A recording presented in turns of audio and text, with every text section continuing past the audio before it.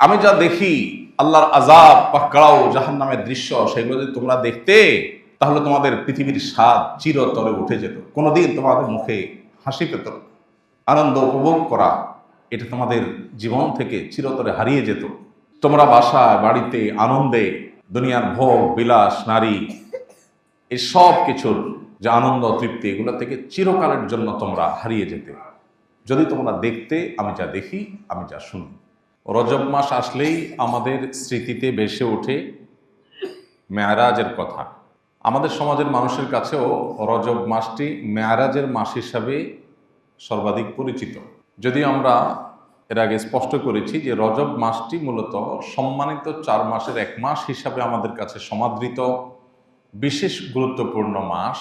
সেই সাথে অনেক ঐতিহাসিকদের মতে নবী সাল্লাল্লাহু আলাইহি ওয়াসাল্লামের জীবনের একটি অলৌকিক ঘটনা, তার জীবনে এক অলৌকিক অধ্যায় ঘটেছিল ইসরা এবং মেরাজের, সেটিও অনেক ইতিহাসবিদদের মতে এই রজব মাসে সংগঠিত হয়েছিল। তাহলে রজব মাসের তাৎপর্যের মূল এবং প্রধান যে দিকটি সেটি হলো এটি সম্মানিত মাসের একটি।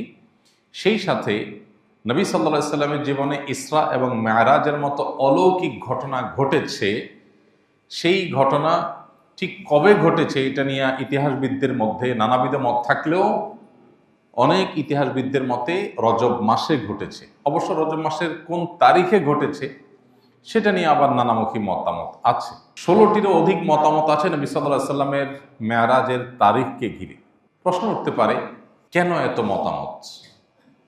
নবীজি সাল্লাল্লাহু আলাইহি ওয়াসাল্লামের মেরাজ এবং ইসরার ঘটনা ঘটেছে, এটি যখন মহাসত্য, দিনের আলোর মতো পরিষ্কার, বহু বিশুদ্ধ হাদিসে এটি প্রমাণিত, স্বয়ং কোরআনে আল্লাহ রাব্বুল আলামিন ইসরা সম্পর্কে আলোকপাত করেছেন, তাহলে যেই তারিখে এটি ঘটেছে, যে রাতের কথা আল্লাহ কোরআনে বলেছেন, সেই তারিখটি, সেই রাতটি কোন তারিখ ছিল এটা কেন সংরক্ষিত না, বা এ বিষয়ে কেন বিশুদ্ধ হাদিসে কোনো বর্ণনা পাওয়া যায় না? ইতিহাসবিদরা বিভিন্নভাবে তারা ধারণা করে, বিভিন্ন ক্লু থেকে তারা নানাবিধ তারিখের কথা বলছেন কেন। এর উত্তর হলো, যেই তারিখের সাথে বিশেষ কোনো করণীয় বা বর্জনীয় বিষয় সংশ্লিষ্ট থাকে, অর্থাৎ যেই দিবসে কিছু করতে হবে অথবা কিছু ছাড়তে হবে, এরকম স্পেসিফিক কোনো নির্দেশনা কোরআন বা সুন্নাহে দেওয়া হয়েছে, ওই তারিখটি সংরক্ষণে সাহাবা একরামের কোনো ত্রুটি, কোনো কার্পণ্য ছিল না। কিন্তু যেই ঘটনা বা যেই তারিখকে কেন্দ্র করে ইমানদারদের জন্য বিশেষ কোনো কর্মসূচি নেই, বিশেষ কোনো করণীয় বর্জনীয় নেই, সেই তারিখটা ঠিক কবে এটার সংরক্ষণ নিয়ে সাহাবা একরামের বিশেষ কোনো মনোযোগ বা বিশেষ কোনো আগ্রহ সচরাচর থাকতো না। এর অন্যতম কারণ হলো, আজ থেকে সেই 1450 বছর আগের বিশ্ব বাস্তবতায় মানুষ আজকাল যেরকম দিবস কেন্দ্রিকতার মধ্য দিয়ে আমাদের জীবন আমরা পার করি, তখন দিবস কেন্দ্রিকতা এতটা ছিল না। বেশি আগে যেতে হবে না, 1450 বছর তো বহু পূর্বের কথা। আমরা আমাদের সমাজ বাস্তবতা যদি তাকাই, দেখতে পাবো যে অনেক মুরব্বী আছেন বা 40-50-এর বেশি বয়স যাদের অনেকেই আছেন, তার জন্মের এক্সাক্ট তারিখটা কত তিনি বলতে পারবেন না, কিন্তু তার ছেলে মেয়ের জন্ম তারিখ প্রত্যেকটা একেবারে ছোটস্থ মুখস্থ। আমি কি সঠিক বলেছি? কারণ কি? পেটে ভাতই ছিল না, জন্মদিবস করতে পালন করবে, ভাত জোগাড় করতে কষ্ট হয়েছে, আবার জন্মদিবসে কেক কাটবে, এই সুযোগ ছিল না। আর এখন যেহেতু কেক কাটাকাটির ব্যাপার আসছে, কালচার আসছে, খ্রিস্টানদের ভায়া হয়ে আমাদের মধ্যে আসছে, অগ্নিপূজক থেকে খ্রিস্টানদের কাঁধে, তাদের থেকে মুসলমানরা জেনে হোক না জেনে হোক, জেনে হোক না জেনে হোক, বুঝে হোক না বুঝে হোক, সেটাকে আজ ধারণ করছে। এখন আমাদের পেটে ভাত তরকারি হয়ে মাশাআল্লাহ কেক কাটার টাকাও আছে।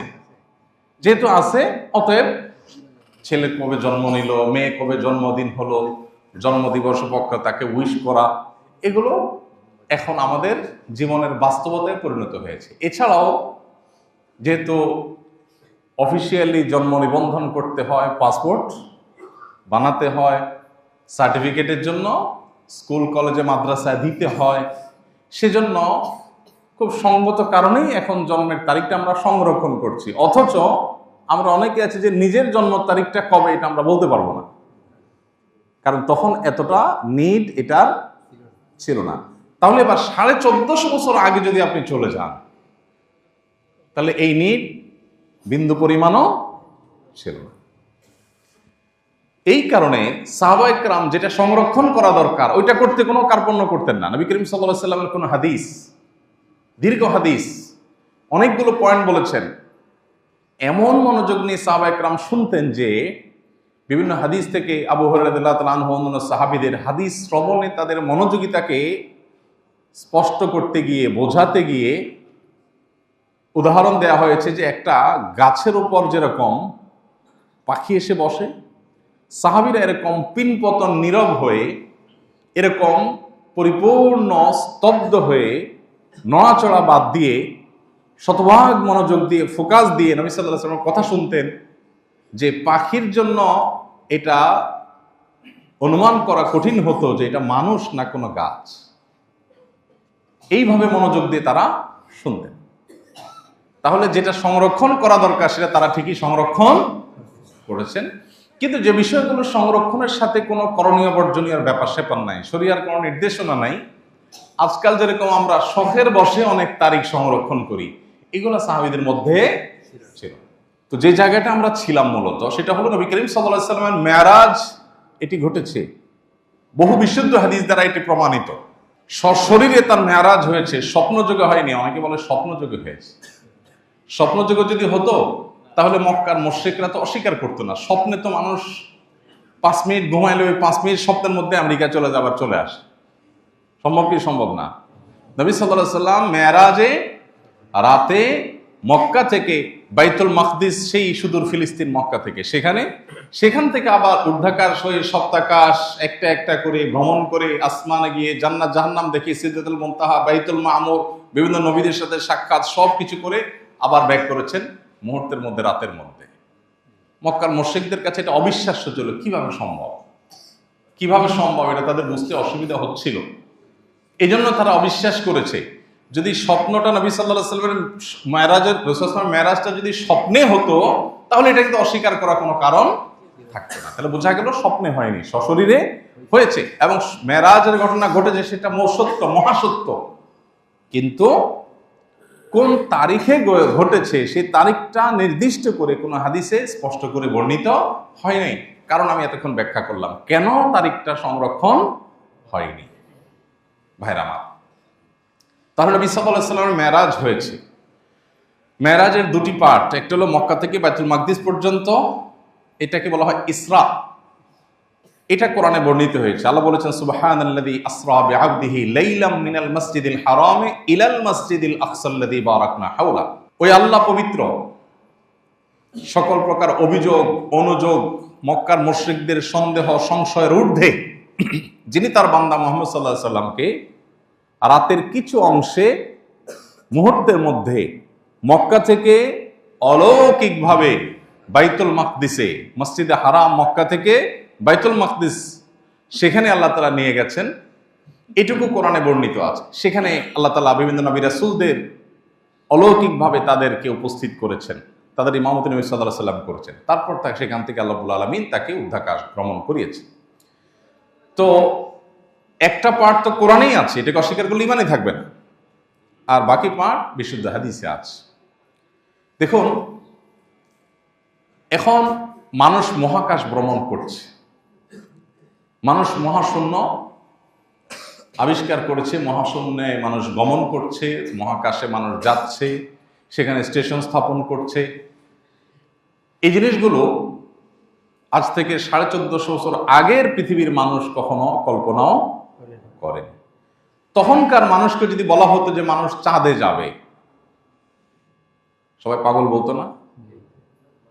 নবী করিম সাল্লাল্লাহু আলাইহি সাল্লামকে যে আল্লাহ তাআলা ঊর্ধ্বাকাশে নিয়ে গেছেন, মানুষ আল্লাহর সৃষ্টি, তার ব্রেইন, বুদ্ধি, মেধা দিয়ে যদি মানুষ মহাকাশে যেতে পারে, আরো 1000 বছর 2000 বছর পরের পৃথিবীতে মানুষ না জানি আরো কোথায় যায়, তাহলে এই মানুষের মেধার, ব্রেইনের সৃষ্টিকর্তা আল্লাহ তাআলা তার রাসূলকে মুহূর্তের মধ্যে সব কিছু করে তারপরে আবার দুনিয়াতে পাঠানো কি সম্ভব না অসম্ভব? মানে এটা যে সম্ভব সেটা মানতে কি খুব জোর করে মানাইতে হয়? আজকে বিজ্ঞান যেটা পেরেছে, সম্ভব করে দিয়েছে, এটা দেখে বিজ্ঞানের সৃষ্টিকর্তা আল্লাহ তাআলা কি পারেন, তার কাছে কোনো সীমাবদ্ধতা বলতে যে কিছু নাই, সে বিষয়ে বোঝার জন্য আলহামদুলিল্লাহ আল্লাহ তাআলার দেওয়া কমন সেন্স আর সুস্থ মস্তিষ্কই যথেষ্ট। এরপরও যদি 2024-25-এর পৃথিবীতে এসেও যদি আমরা কেউ ইমানদার না হই, আমরা যদি কেউ ইমান আনয়ন করতে না পারি, আমাদের ইমান যদি সুদৃঢ় না হয়, আল্লাহর প্রতি অগাধ বিশ্বাস যদি না হয়, তাহলে এটা আমাদের দুর্বলতা, এটা আমাদের দুর্ভাগ্য, এটা আমাদের দুর্বলতা এবং ত্রুটি। এই জন্য আল্লাহ তাআলা ইসরার ঘটনা বলতে গিয়ে শুরুতে বলেছেন সুবহানাল্লাযী আসরা, যে আল্লাহ তাআলা রাত্রিকালীন এই অলৌকিক ঘটনা ঘটিয়েছেন।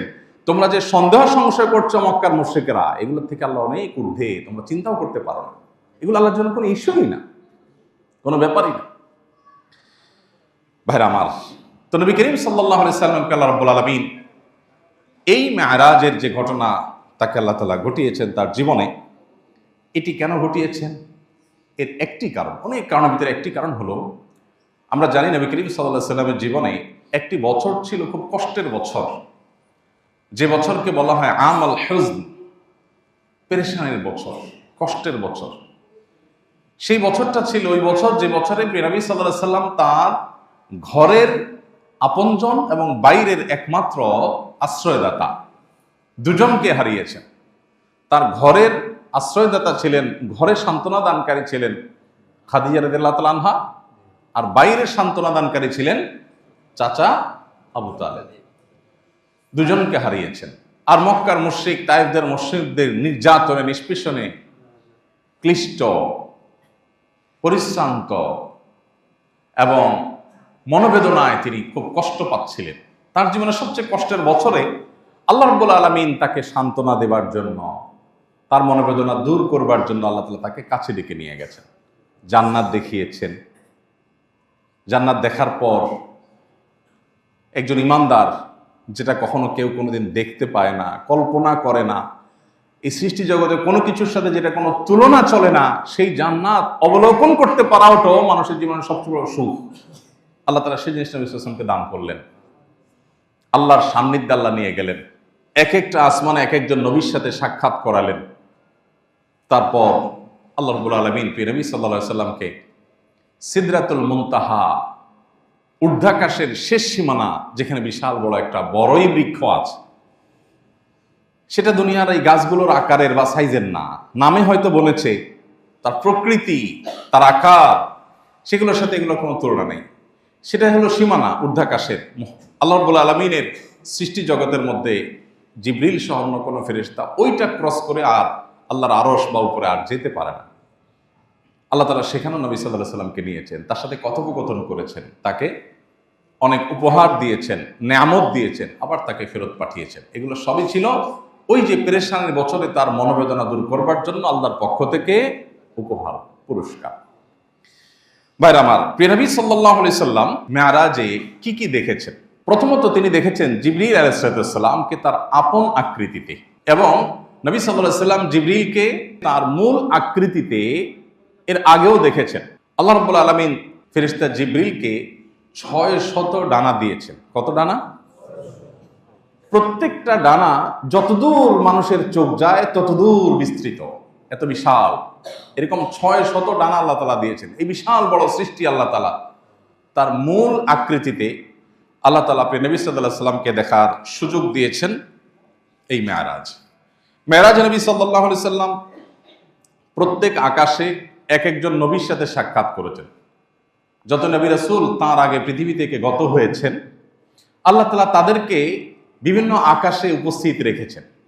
সেটা কি তাদের রূহের কোনো বিশেষ উপস্থিতি, না দেহ সহ রূহের কমপ্লিট উপস্থিতি, তার ধরন প্রকৃতি কি, সেটা আল্লাহ তাআলা ভালো জানেন। হাদিস থেকে শুধু আমরা এটুকু জানি যে নবী করিম সাল্লাল্লাহু আলাইহি সাল্লাম সপ্তাকাশের প্রত্যেকটি আকাশে এক বা একাধিক নবী বা রাসূলের সাথে সাক্ষাৎ করেছেন।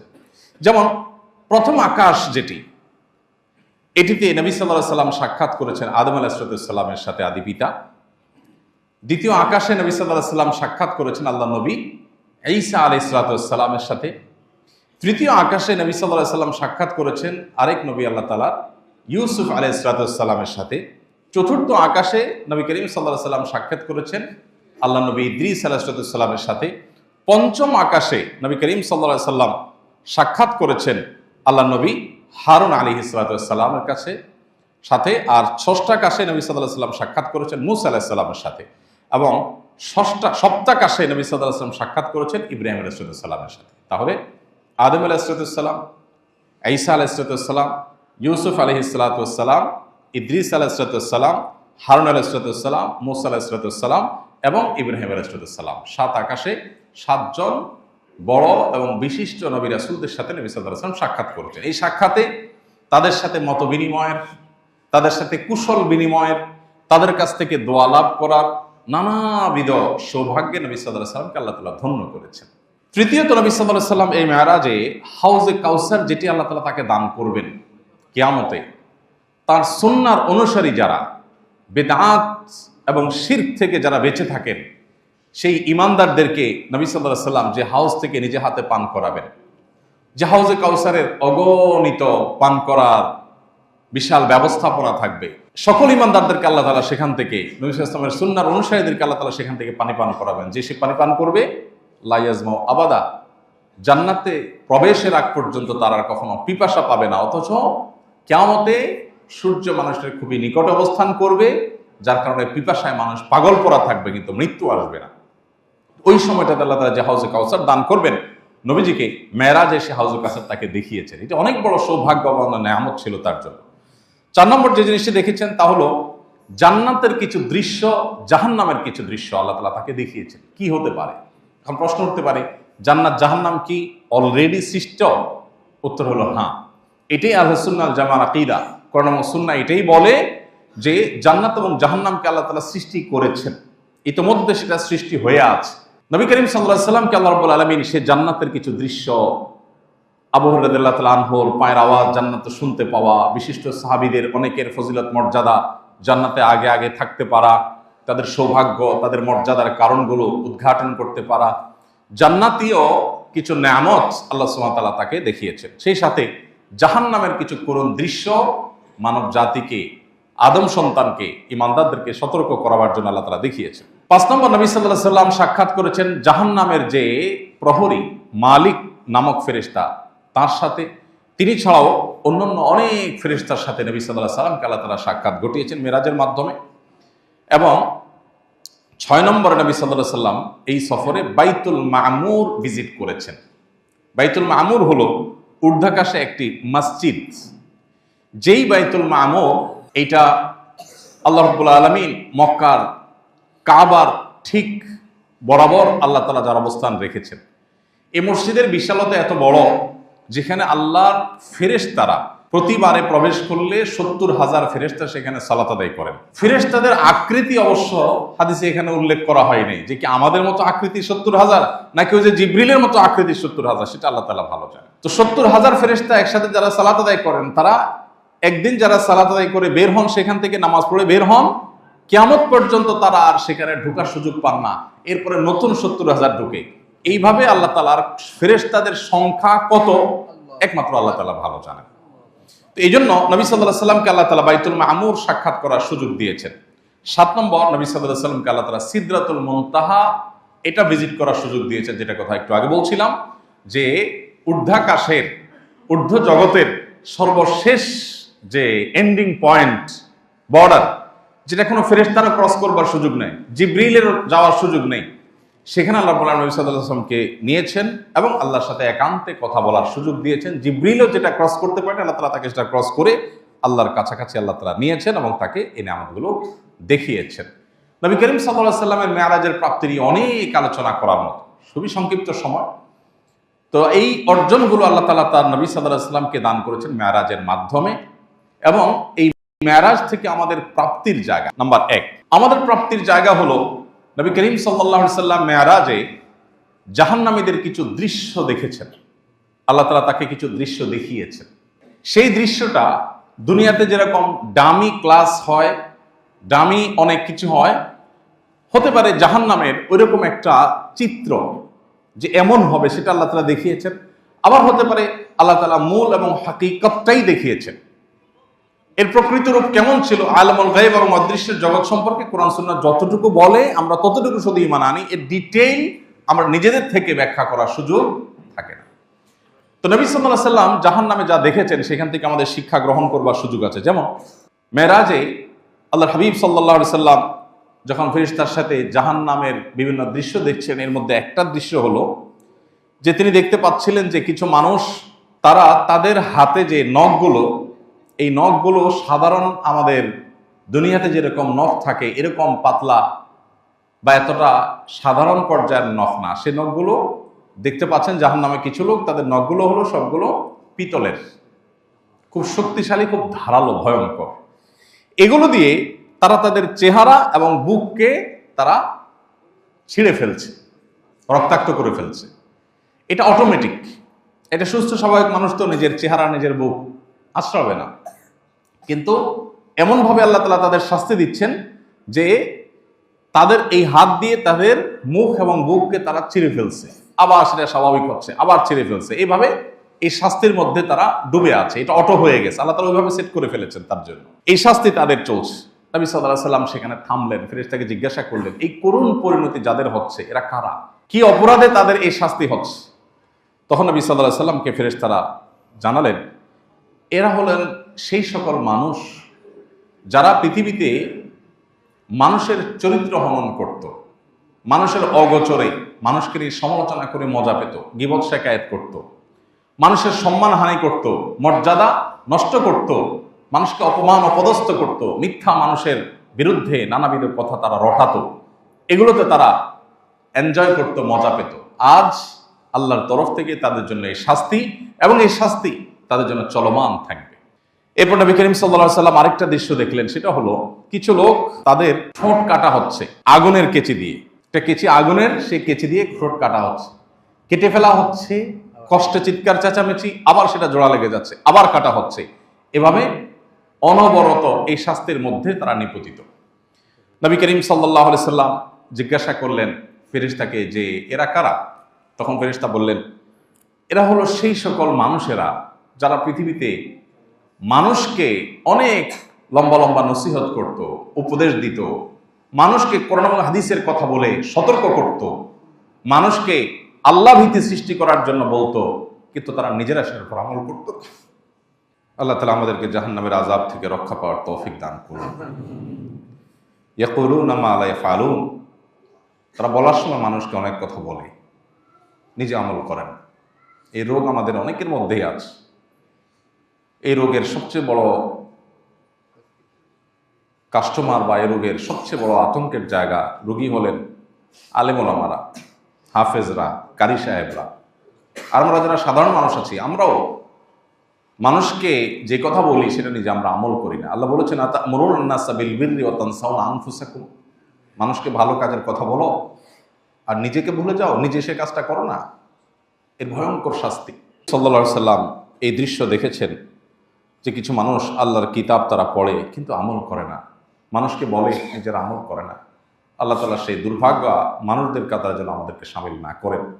আল্লাহ যেন আমাদেরকে সেখান থেকে আল্লাহ তাআলা হেফাজতে রাখেন, আপন অনুগ্রহে যেন আল্লাহ তাআলা আমাদেরকে জাহান্নামের আযাব থেকে রক্ষা করেন। এরপর নবী করিম সাল্লাল্লাহু আলাইহি সাল্লাম আরেকটা দৃশ্য দেখতে পেলেন, সেটি হলো কিছু লোক তারা জাহান্নামে রক্তের সমুদ্রে তারা হাবুডুবু খাচ্ছে, আর একটা পার্ট থেকে একজন ফেরেশতা আল্লাহ নিয়োজিত ফেরেশতা পাথর নিক্ষেপ করছে। এই পাথরগুলো নিক্ষেপ করে করে যখনই তারা কাছে আসতে চাচ্ছে, আবার পাথর নিক্ষেপ করে তাদেরকে দূরে সরাই দেওয়া হচ্ছে।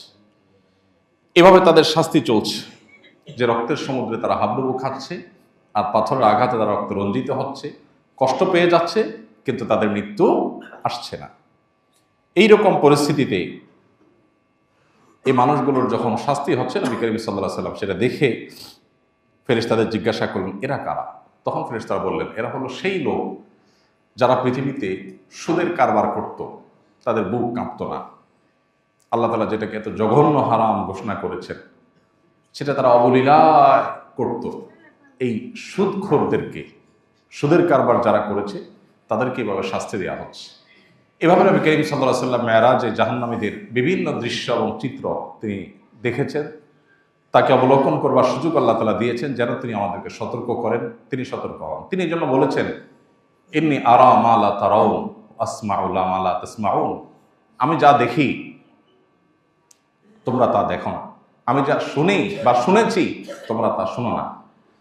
আমি যা দেখি আল্লাহর আযাব পাকড়াও জাহান্নামের দৃশ্য, সেগুলো যদি তোমরা দেখতে তাহলে তোমাদের পৃথিবীর স্বাদ চিরতরে উঠে যেত। কোনোদিন তোমাদের মুখে হাসি পেত, আনন্দ উপভোগ করা এটা তোমাদের জীবন থেকে চিরতরে হারিয়ে যেত। তোমরা বাসায় বাড়িতে আনন্দে দুনিয়ার ভোগ বিলাস নারী এসব কিছুর যে আনন্দ তৃপ্তি এগুলো থেকে চিরকালের জন্য তোমরা হারিয়ে যেতে যদি তোমরা দেখতে আমি যা দেখি, আমি যা শুনি।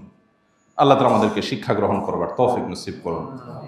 নবী করিম সাল্লাল্লাহু আলাইহি সাল্লামকে মেরাজে আল্লাহ রাব্বুল আলামিন আরো অনেক জিনিস দিয়েছেন যেগুলো সংক্ষিপ্ত সমালোচনা করা সম্ভব নয়।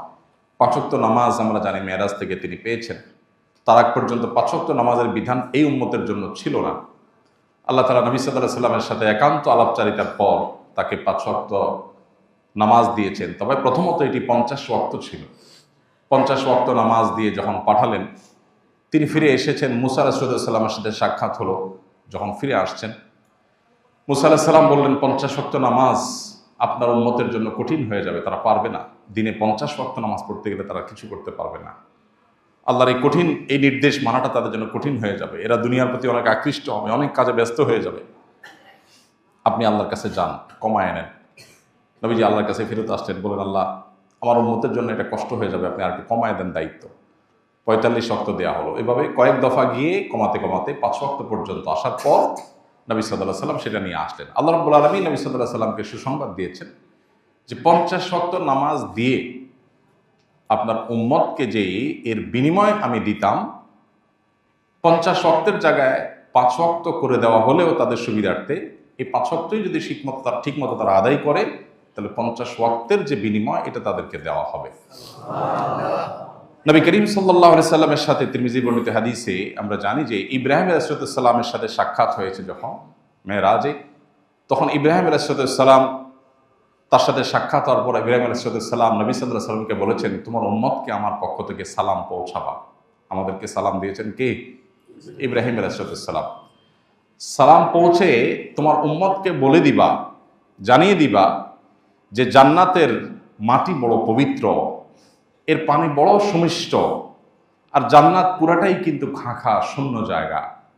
অতএব সেই জান্নাতকে যদি কেউ সুশোভিত করতে চায়, সবুজ শ্যামল করতে চায়, উপভোগ্য করতে চায়, সুন্দর উদ্যানে পরিণত করতে চায়, তাহলে সে যেন জেনে রাখে দুনিয়ার মতো সেখানে বীজ লাগিয়ে গাছ উৎপাদন করতে হয় না। সেখানে গাছ উৎপাদন করবার জন্য তোমার উম্মত যেন সুবহানাল্লাহ আলহামদুলিল্লাহ ওয়ালা ইলাহা ইল্লাল্লাহু আল্লাহু আকবার এই বাক্যগুলো যেন বেশি বেশি পাঠ করে। এই বাক্যগুলোর পাঠ এটাই জান্নাতে তার বিশাল বড় নেয়ামত রাজি ফলজ এবং নানাবিধ বৃক্ষ সেখানে উৎপাদনের কারণ হবে। অতএব তোমার উম্মত যেন এটা জেনে রাখে, তাদেরকে জানিয়ে দিও যে জান্নাত সেটার জন্য কিন্তু তাদেরকে পার্থিব জগৎ থেকে জীবদ্দশায় দুনিয়া থেকেই তাদেরকে কিন্তু সেখানে উৎপাদন করে তারপরে সেখানে আসতে হবে। এই বার্তা নবী সাল্লাল্লাহু আলাইহি সাল্লামকে ইব্রাহিম আলাইহিস সালাম দিয়েছেন আমাদের উদ্দেশ্যে। বিধায় এখান থেকে শিক্ষা গ্রহণ করে আমরা বেশি বেশি তাসবিহ, অবসর সময়ে আল্লাহর পবিত্রতা জ্ঞাপন, আল্লাহর একত্ববাদের স্বীকৃতি, আল্লাহর বড়ত্ব বর্ণনা এবং আল্লাহর প্রশংসা, এই বাক্যগুলো আমরা বেশি বেশি পাঠ করব। সুবহানাল্লাহি ওয়ালহামদুলিল্লাহ ওয়ালা ইলাহা ইল্লাল্লাহু আল্লাহু আকবার। আল্লাহ তাআলা আমাদেরকে এই সব বাক্যগুলোকে বেশি বেশি অন্তর থেকে মহব্বতের সাথে উচ্চারণ করার, অন্তর থেকে ধারণ করার তৌফিক দান করুন। নবী করিম সাল্লাল্লাহু আলাইহি সাল্লাম তার মেরাজ থেকে আমাদের শেখার বিষয় অনেক। তার জীবনের সবচেয়ে কষ্টের বছরও আল্লাহ তাআলা তার জন্য সান্ত্বনার ব্যবস্থা রেখেছেন। আল্লাহ যে কোরআনে বলেছেন, ইন্না মা'আল উসরি ইউসরা, নিশ্চয়ই মানুষের কষ্টের পরেই কষ্টের সাথেই সুখ থাকে। আল্লাহ পরে শব্দ বলেননি, বলেছেন মা'আল উসরি ইউসরা, অর্থাৎ মানুষের কঠিন সময়ের সাথেই সহজ সময়, ভালো সময় থাকে। বারবার আল্লাহ তাআলা বলেছেন। মেরাজ থেকে আমাদের যে শিক্ষার বিষয়গুলো আছে এর ভিতরে একটা হলো ইন্নামা আল উসরি ইউসরা, কষ্টের পরেই সুখ থাকে। নবী সাল্লাল্লাহু আলাইহি সাল্লামকে আল্লাহ তাআলা অনেক পরীক্ষা নিয়েছে, অনেক কষ্ট তার জীবনে ছিল। এই কষ্ট দূর করার জন্য আল্লাহ তাআলা জান্নাতের নেয়ামত তো দেবেনই, দুনিয়াতেই আল্লাহ তাআলা মেরাজের নেয়ামত দিয়ে তাকে ধন্য করেছেন। আমাদের সবার জীবনে কষ্টের মধ্যেও আল্লাহ তাআলা সুখ রাখেন। আমরা অনেক সময় সুখটা অনুভব করার চেষ্টা করি না, বুঝে উঠতে পারি না যে কি সুখ পাইছি। অনেকে আমরা নাশুকরি করি যে আমার জীবনে কখনো সুখের দেখা পাইলাম না। এই কথাগুলো আল্লাহর নেয়ামতের নাশুকরি। আপনি যে দাঁড়ায় বলতে পারছেন, এটাই তো আল্লাহ তাআলার অনেক বড় নেয়ামত। এই বলাটাই তো অনেকে বলতে পারছে না। কত পয়সাওয়ালা মানুষ আছে, অনেক পয়সাওয়ালা মানুষ এই ঢাকায় আছেন, আমি চিনি, ব্যক্তিগতভাবে জানি, চোখ দিয়া দেখতে পান না, কোটি কোটি টাকার অ্যাসেট, কিন্তু নিজের অ্যাসেট নিজের কাছের লোকদেরকেও দেখতে পারেন না। পৃথিবীর কোনো চিকিৎসকরাও তার এই সমস্যার সমাধান করতে পারেন না। কত নেয়ামত থেকে মানুষ বঞ্চিত, সেখানে আল্লাহ তাআলা আপনাকে অনেক নেয়ামত দিয়ে রেখেছেন, আপনি বুঝতে পারছেন। তো একজন ইমানদার বিপদের মধ্যেও সুখের সন্ধান করার চেষ্টা করবে। দ্বিতীয়ত নামাজের গুরুত্ব আরো, যে আল্লাহ তাআলা অন্য সব বিধানগুলো জিবরিলের মাধ্যমে দিয়েছেন। নামাজ কত গুরুত্বপূর্ণ হলে নবীজিকে আল্লাহ তাআলা মেরাজে ডেকে নিয়ে তারপর সরাসরি দিয়েছেন, জিবরিলের মাধ্যমে দেন নাই। এখান থেকে নামাজের গুরুত্ব বোঝা যায়, অনুধাবন করা যায়। সেই নামাজ অবলীলায়, ঠান্ডা মাথায়, জেনে শুনে, ইচ্ছাকৃতভাবে আমরা যখন নষ্ট করি, তখন আর আল্লাহর আরশ প্রকম্পিত হওয়ার মতো অপরাধ হয়ে যায় সেটি। এবং এর দায় যে কত বড় হতে পারে, এর শাস্তি যে কত জঘন্য হতে পারে, সেটা একমাত্র আল্লাহ তাআলা ভালো জানেন। এই জন্য মেরাজের এই ঘটনা থেকে নামাজের গুরুত্বের শিক্ষা গ্রহণ করে আমাদের জীবনে নামাজকে জীবনের যে কোনো কিছুর চাইতে আমরা গুরুত্ব দেওয়ার চেষ্টা করবো ইনশাআল্লাহ।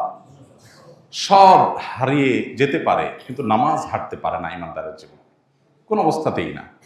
গাড়ি চটে যেতে পারে, লস হয়ে যেতে পারে, কাস্টমার চলে যেতে পারে, অনেক ক্ষতি হতে পারে, কিন্তু নামাজ কখনো ইমানদারের জীবনে বাদ থাকতে পারে না। যুদ্ধক্ষেত্রে পর্যন্ত মাফ নাই, যুদ্ধক্ষেত্রে রণাঙ্গনে সেখানেও নামাজ পড়তে হবে। হ্যাঁ, নামাজ সেখানে পড়ার ক্ষেত্রে বিশেষ বিধান সালাতুল খৌফ আল্লাহ তাআলা কোরআনে দিয়েছেন, কিন্তু তারপর নামাজ পড়তে হবে।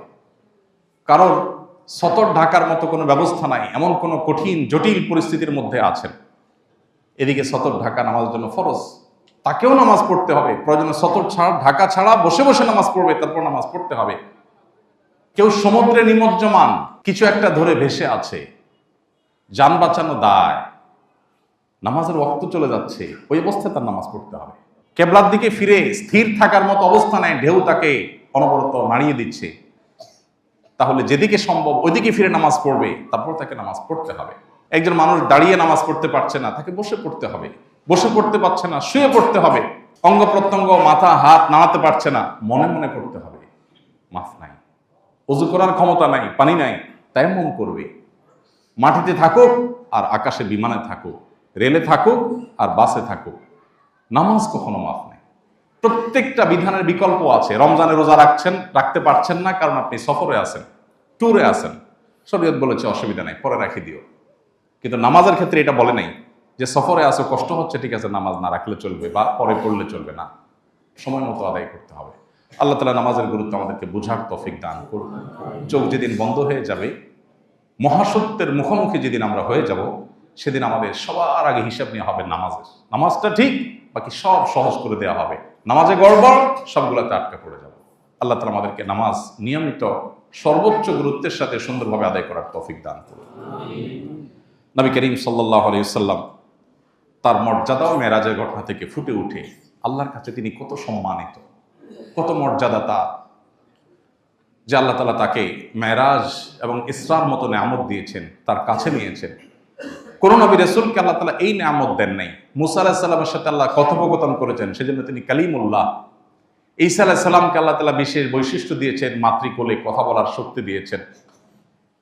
তুর পাহাড়ে মুসা আলাইহিস সালামকে নিয়েছেন, এক এক নবীকে এক এক মর্যাদা দিয়েছেন।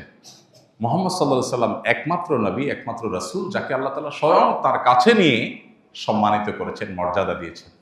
এখান থেকে তার মর্যাদা আল্লাহর কাছে কত বেশি, তার শ্রেষ্ঠত্ব যে সবার উপরে, সেটি খুব পরিষ্কারভাবে বুঝে আসে। আল্লাহ তাআলা আমাদেরকে মেরাজের ঘটনাগুলি থেকে শিক্ষা গ্রহণ করার তৌফিক দান করুন। আসুন্নাহ ফাউন্ডেশন, উম্মার স্বার্থে সুন্নাহর সাথে।